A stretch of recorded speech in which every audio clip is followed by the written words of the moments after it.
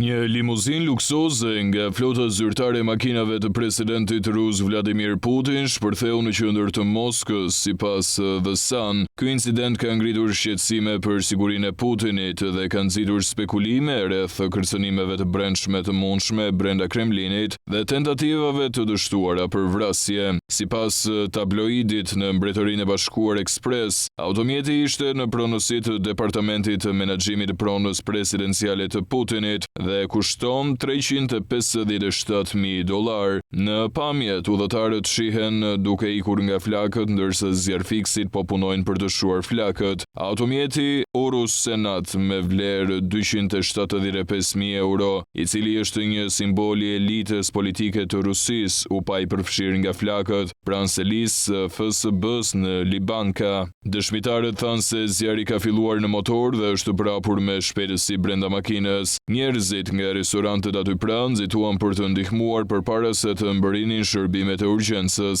Sipas The Sun, shkaku i shpërthimit mbetet i paqartë dhe deri më tani nuk raportohet për të lënduar. Shpërthimi ndodhi vetëm disa ditë pasi presidenti i Ukrainës Volodymyr Zelensky parashikoi se Rusia mund të përballet me një pengesë të konsiderueshme në luftën në vazhdim mes thashëthemeve për shëndetin në rënje të Putinit. Zelensky bëri së fundmi një deklaratë goditëse për luftën në vazhdim, duke deklaruar se Vladimir Putin do të vdesë së shpejti, duke i quajtur atë një fakt, kjo sipas The Mirror.